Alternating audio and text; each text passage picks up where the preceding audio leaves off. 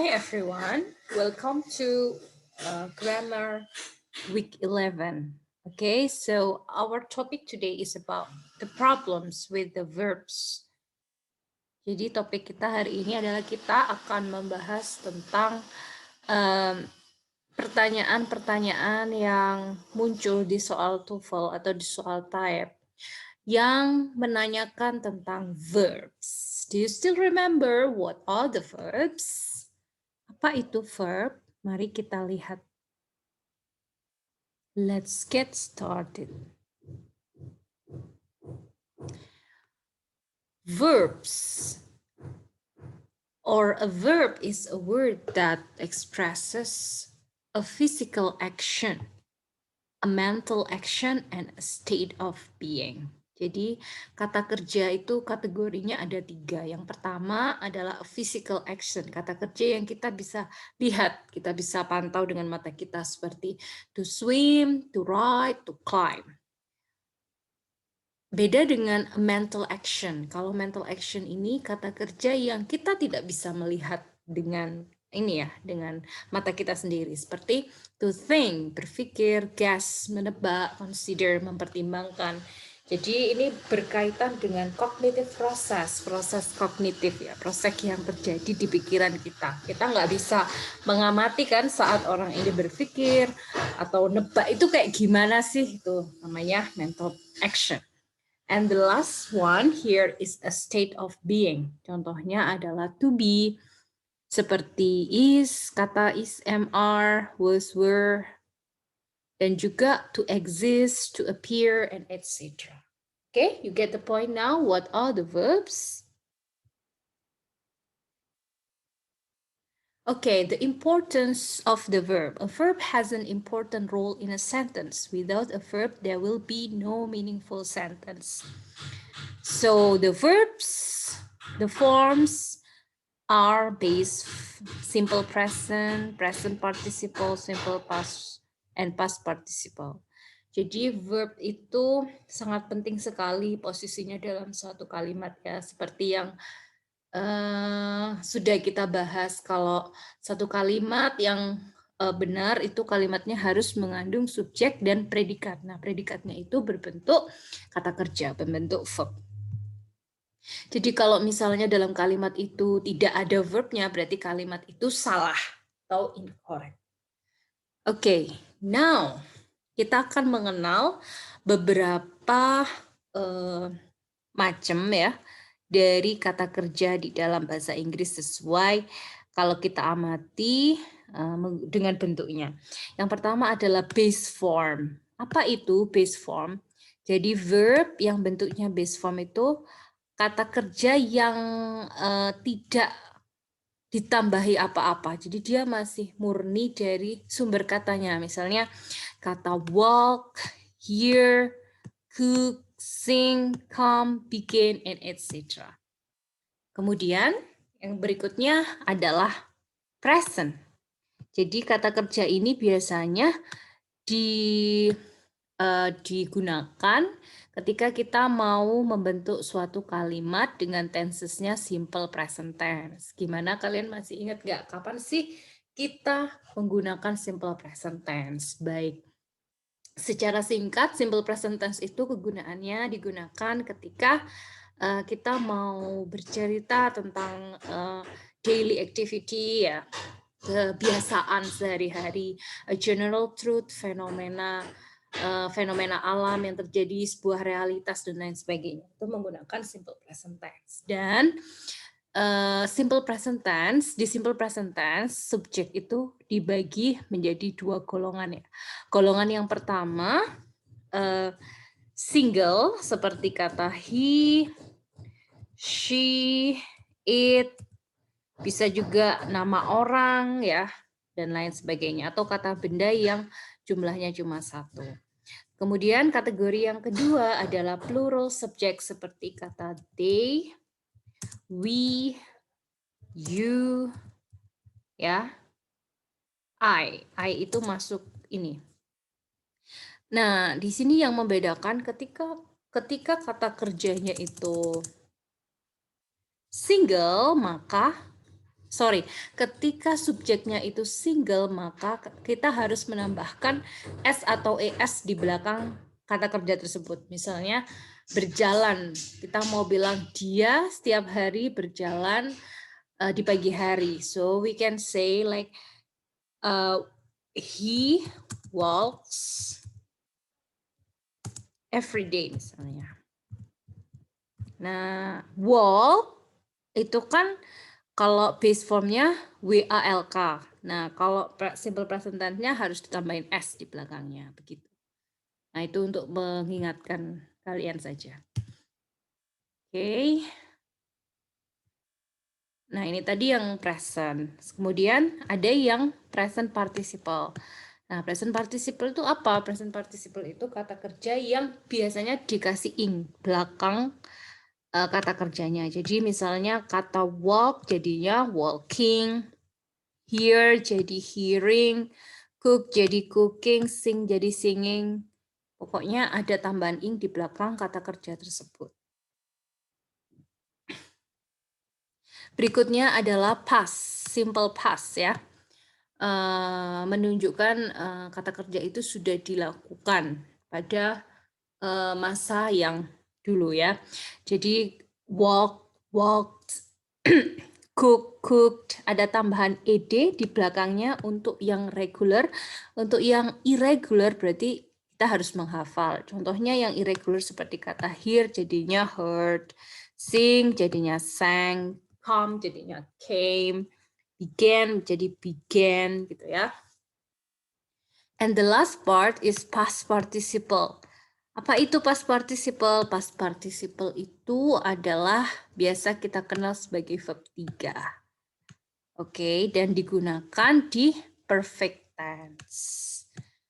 Verb 3 itu seperti apa? Misalnya coba lihat di sini. Walk, walked, walked. Hear, hear, heard, heard. Cook, cooked, cooked. Sing, sang, sang. Ya, untuk lebih detailnya kalian harus browsing ya dan sedikit dibaca bagaimana perubahan dari base form ke past tense dan ke past participle atau verb 3.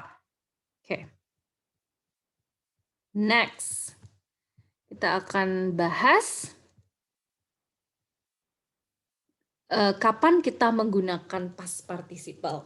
Ya, kalau kita ingat pertemuan kita beberapa minggu yang lalu kita sudah bahas ya, kalau past participle itu bisa kita gunakan sebagai kata sifat dengan makna pasif.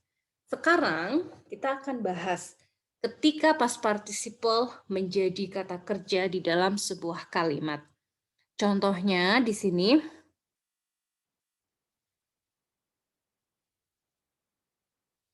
Oke, kalian bisa lihat contohnya verb forms after have. Jadi kalau kita mau buat kalimat ya dengan tenses perfect tense ya, bisa present perfect, bisa past perfect.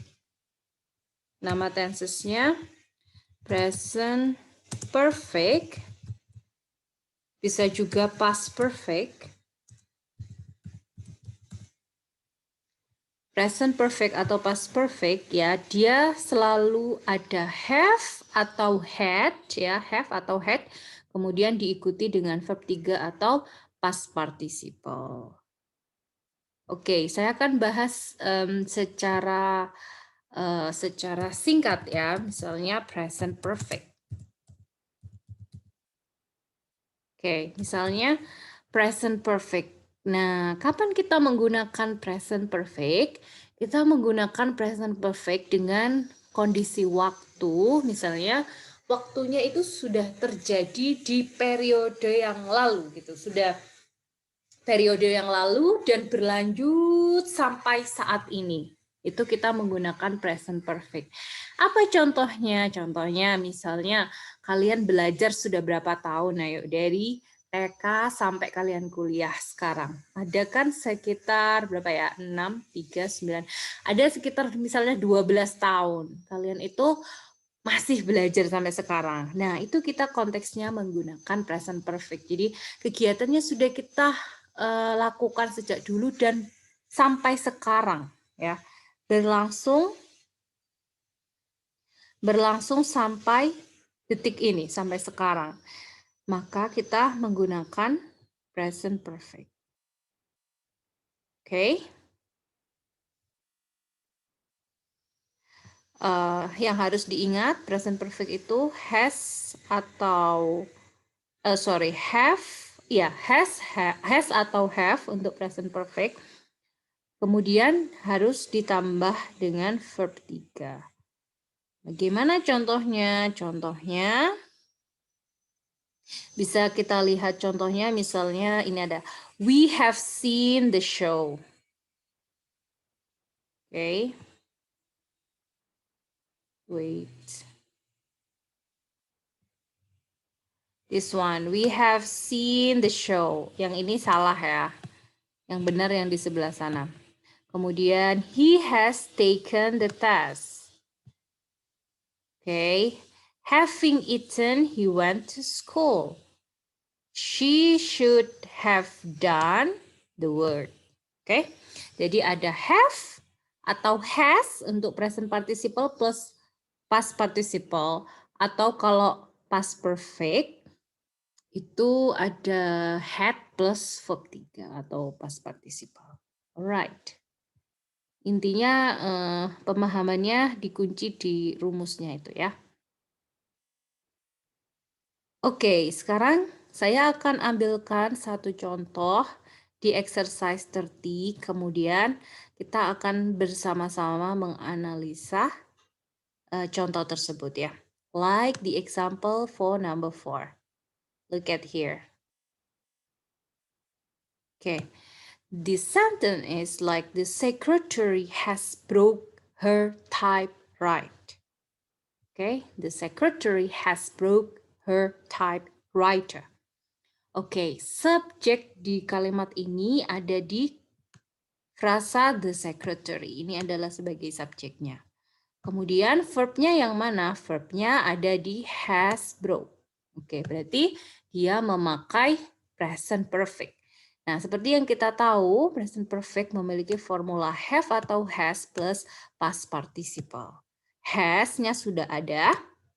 Dia memakai has karena subjeknya adalah singular ya, the secretary, satu orang, jadi harus pakai has. Kemudian kita periksa apakah bentuk broke di sini itu sudah benar, gitu.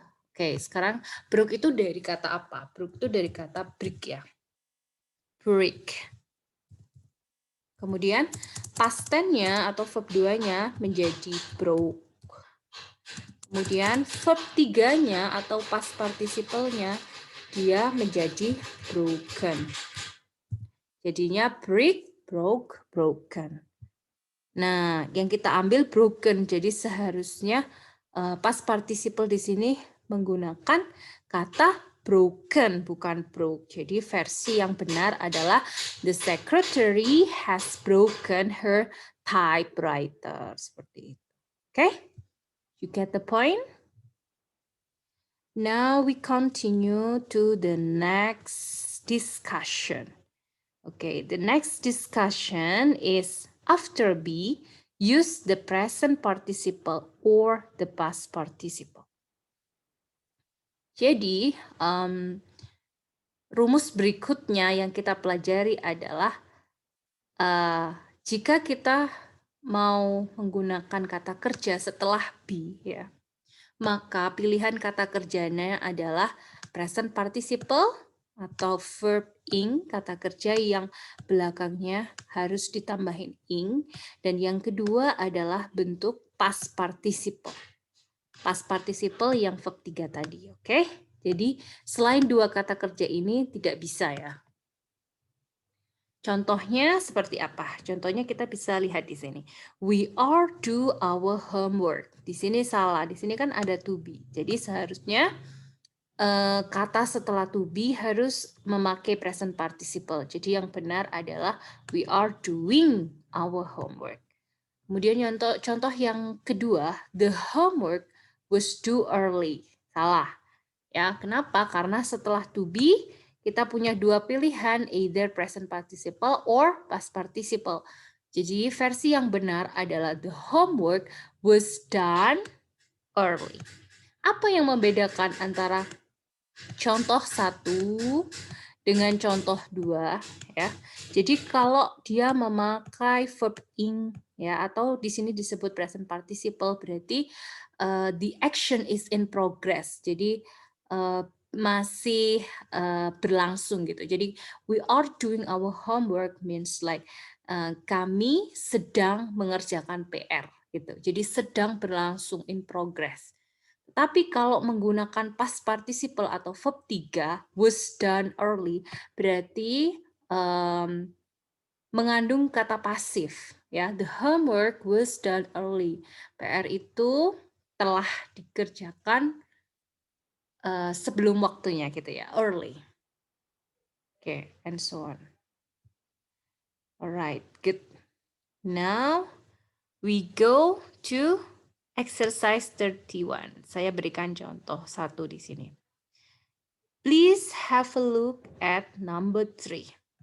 Number 3 here is the message was took by the receptionist.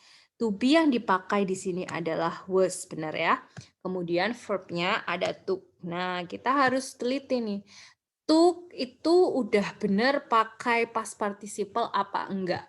Gitu. Jadi kan base formnya itu kan kata take ya. Pastnya pakai kata took.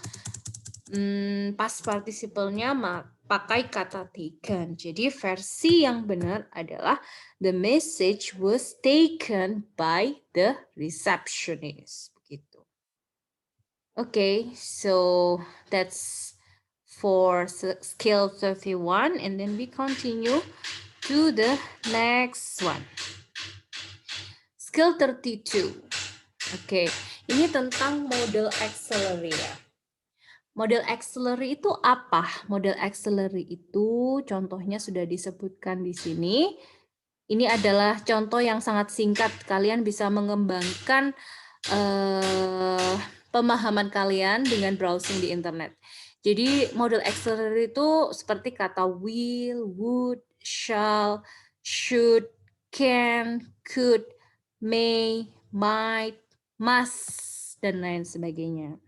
Apa yang penting di poin ini? Yang penting adalah ketika kalian sudah tahu ada model auxiliary, maka kata kerja yang jatuh setelah model auxiliary harus base form. Base form itu yang tadi ya, kata kerja yang dia tidak ditambahin apa-apa. Gitu. Jadi kata kerjanya yang jatuh setelah model auxiliary tidak boleh ada ing-nya, tidak boleh dalam bentuk past tense, tidak boleh. Harus bebas dari semuanya. Kalaupun ada tambahan ing atau tambahan ed atau past participle, maka di antara modal dan juga kata kerjanya harus disisipkan kata be. Contohnya adalah misalnya like this.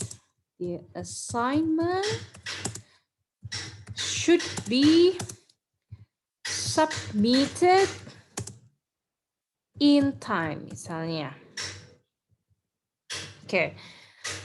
The assignment should be submitted in time. Nah, kalian di sini bisa lihat mana yang termasuk model auxiliary. Jadi, model auxiliary-nya ada di kata should, ya. Kemudian diikuti dengan past participle submitted. Nah, ini kok boleh gitu kan? Ya boleh karena di antara model auxiliary should dan juga verb-nya di submitted itu ada tersisip kata be, dan itu nggak apa-apa. Gitu ya. Jadi kalau mau past participle atau present participle masuk di sini, maka kita harus menambahkan kata be. Oke? You get my point? Okay, so we continue to the next question ya. Wait. The next question will be this one. Okay. Okay, so look at exercise 32, everyone. So in exercise 32, you have to choose or you have to identify which one is the modal auxiliary and then which one is the verb. Okay. For example, look at this, number 5. The machine may clicks off if it is overused. Okay, subjeknya ada di kata the machine. Ya, subjeknya ada di kata the machine. Modalsnya, modal auxiliary-nya ada di kata may.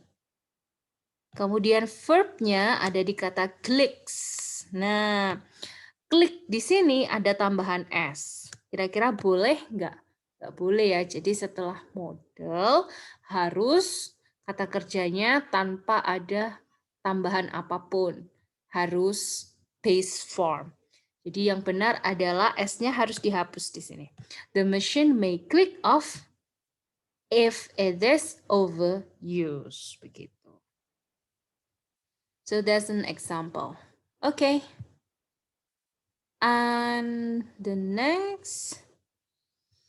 Okay, it's finished. So that's it for my presentation. If you have question, feel free to ask me in a WhatsApp group. And don't forget to do this following assignment ya. Jadi tugas kalian yang harus dikerjakan adalah silakan buka kanvasnya masing-masing. Kemudian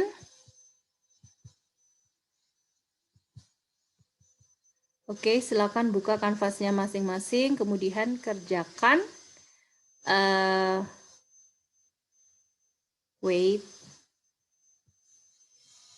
kerjakan discussion ya. Discussion yang ada di week 11 ya. What's wrong with the verb?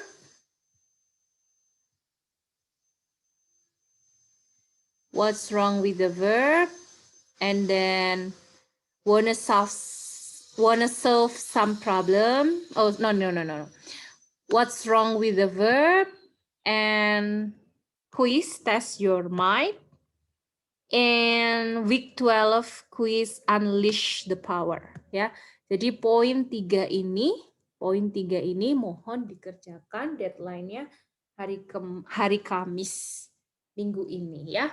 Nanti hari Kamis kita akan diskusi lagi via Zoom untuk melanjutkan materi kita berikutnya. Thank you everyone for your attention. Bye-bye. See you.